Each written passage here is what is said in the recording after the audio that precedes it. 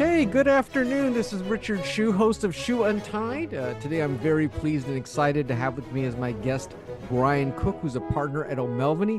Brian, welcome to the program. Thanks very much. Glad to be here.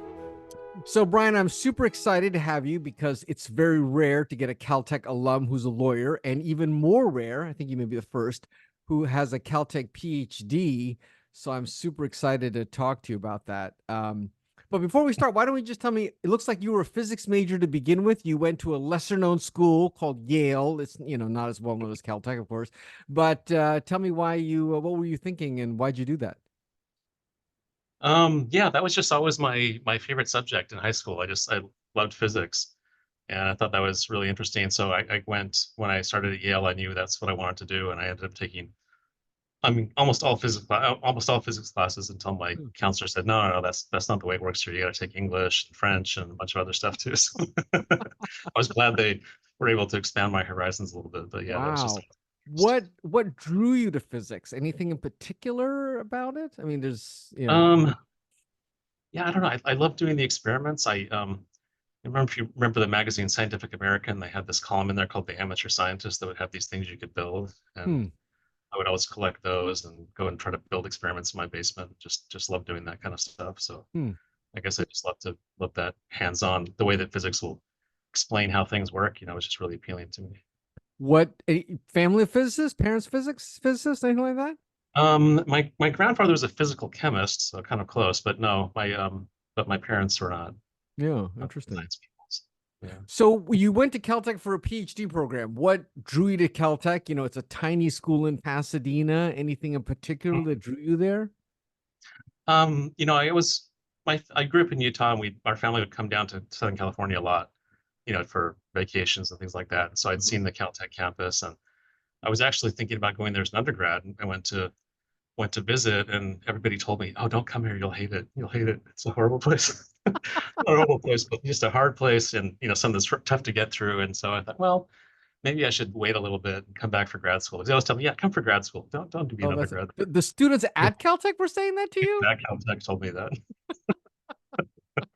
Well, that's kind of surprising. I mean, I could But I see. always had Caltech in mind, so yeah, I was excited to get back and try it out. I see. And what did you think when you went there as a grad student? Did you like it? What'd you think?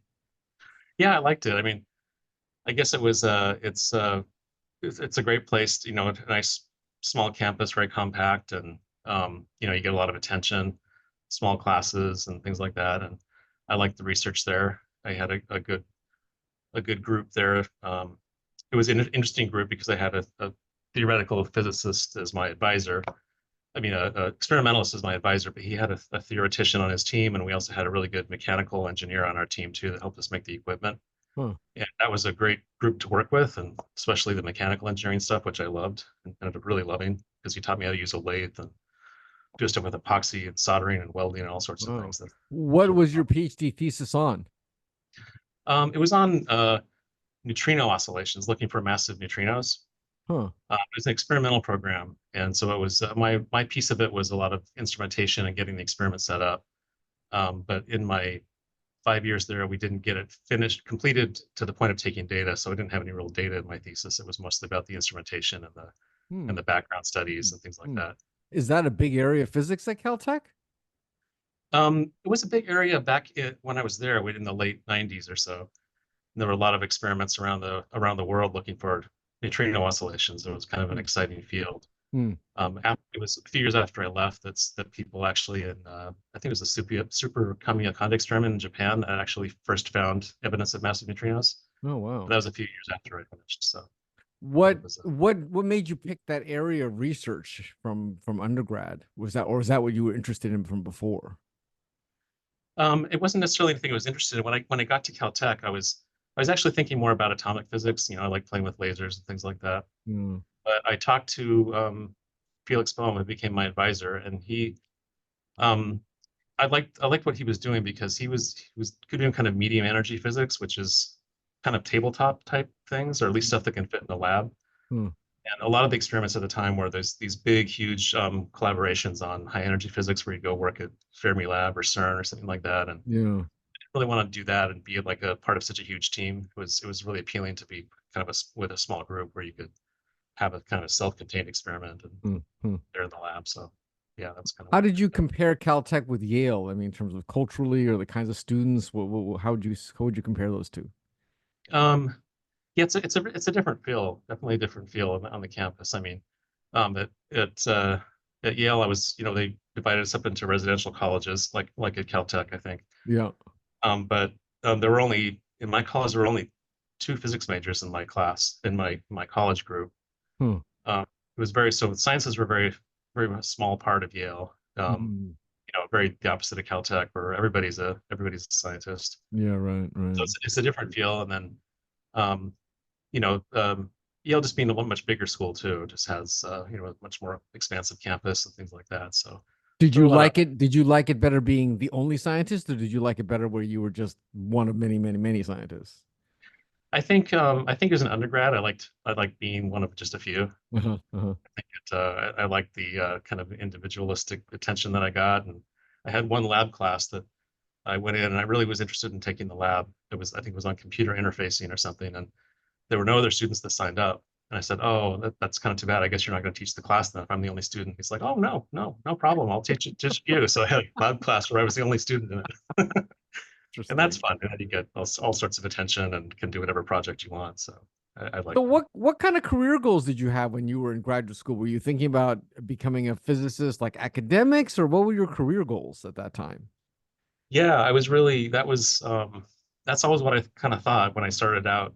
Even as an undergrad, I thought, oh, I'd love to be a physics professor somewhere, and that was my goal going into it. And I guess I didn't ever really think about all the um, what actually becoming a professor really entails. And it Mm. wasn't really until I got to Caltech and got it, after a year or two there, and was looking around, and all the people in my lab, were on their second or third postdocs, and I realized, wow, this is kind of a challenging thing to actually get a job as a professor somewhere. And I'm going to have to be moving around every couple of years. And at this time, my wife was just finishing law school and, taking the bar in California. So it's like, wow, is she going to be taking the bar in different states every couple of years? And that's Oh, just not going to be practical.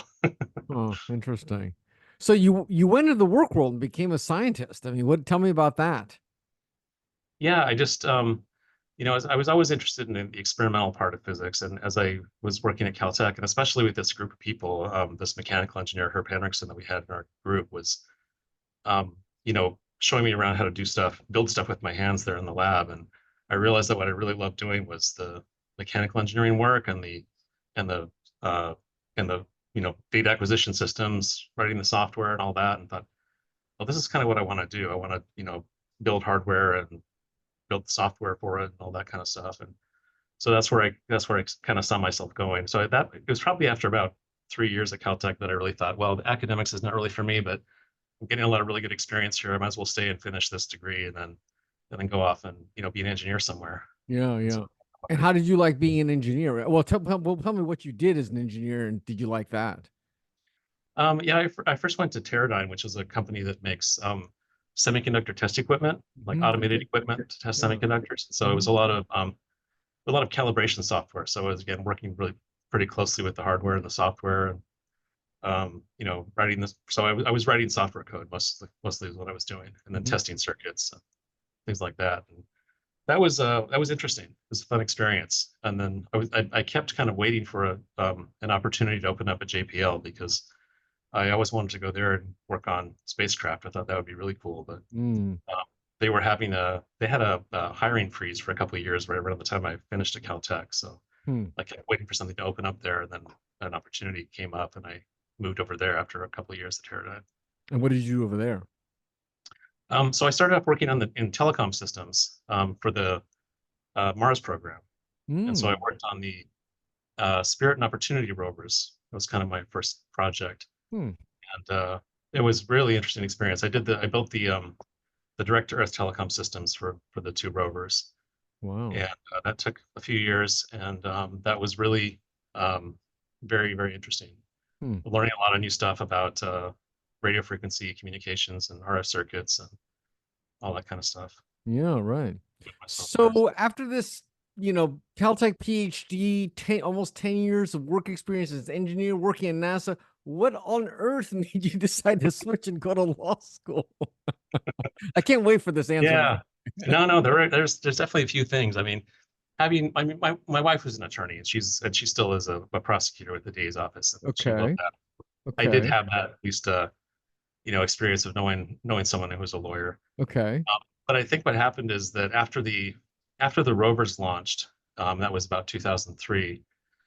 Um, I became a group supervisor, and one of my roles there was to write a lot of proposals and try to bring in work for technology development Right. programs. Right. We supported spacecraft, but also supported technology development. And so we was doing a lot of interesting work there. And every time we developed something like a software radio and or radar system, things like that, we would fill out invention disclosures and meet with the patent attorneys and talk about Right. whether to seek a patent on this stuff. And I thought that was was kind of an interesting job. And then Hmm. as I again moved back into the Mars program area to work on the next rover, which was I think eventually called Curiosity when it was finished. Um, but after at that point, I was kind of in more in a management role, like in a Hmm. program management role, and I was spending all my time doing budgets and schedules and going to meetings and things like that. And thought, well, I'm really not doing the technical work I kind of liked, and I could do this patent stuff. That looks kind of interesting. So that was kind of Wow. what inspired me to, hey, I could just go to law school and go do that stuff. So, so I went to law school with very clear in mind that I wanted to be a patent attorney, Yeah. and Right. went and Oh. did the patent bar before I applied to law school and stuff like that. So. And how's that worked out? What I mean, do you get to use your physics and science every day? Tell me a little about your patent litigation practice now. Yeah, it's great. It's worked out really well, and yeah, I think the background really helps. It's like what I like about practicing as a patent attorney is that you get to talk to so many different companies and engineers and like really see kind of look under the hood of so many different sort of technologies, figure out how TVs work, how your cell phones work, the touch screen panels and stuff like that. I've had cases on all those kind of technologies. Yeah. I think the background it does give you credibility when talking with the engineers, where they realize this Sure. isn't just some lawyer coming and talking to them, but somebody who's has some engineering experience, and we can actually have a real conversation about how things work and stuff like that. So, I mean, the scary part is you might have more technical knowledge than some of your clients. well, maybe if it's on neutrino physics, perhaps, but they're usually the experts on how the cell phones work. What's the most complicated technology you've had to grapple with as a lawyer? Probably the most difficult ones are the cases that really get down into the details of like microprocessor architectures and Mm. things like that, where there's a lot of software and hardware interaction, and those can get pretty complicated, and some cryptography stuff that's been very challenging. So those are probably the ones that are most difficult to kind of get my arms around and Yeah. understand. Well, if you could do things over again, would you have just gone straight to law school and skipped the PhD and skipped the 10 years working as an engineer? What do you think? Yeah, I don't know about that. Yeah, I thought about that a few times, like, oh, maybe I should have done this earlier. And there's certain advantages to that, but I really enjoyed my time as an engineer, and I definitely wouldn't want to give up that experience because and I still love that stuff and I love tinkering around with stuff. So Yeah, yeah. Does your yeah, wife get any credit for was she the one that really encouraged you to the law school thing or not really? she was very supportive of the whole thing. A lot of people thought, oh, did your wife make you go to law school? Like, no, Uh-huh. no, no. She never ever brought that up. That wasn't really her idea or her pushing me into it or anything. But no, she was very supportive of it. I think she was very happy to see me go off to law school. Um, but yeah, and I think it definitely helped just having, seeing her experience, really enjoying being an attorney, and I would meet all attorneys all the time, and DAs are fun to hang out with. They're Yeah, really right. fun. Meeting a lot of judges, it's just so I had that whole background, which I think helped a lot. Yeah, yeah. Well, Brian, this has been a fascinating conversation. I always enjoy hearing from Caltech alums, and in your case, a Caltech graduate alum. And so I really appreciate you taking the time to share your story. Well, thanks so much. I really appreciate it. This is Richard Hsu and Brian Cook. Thanks.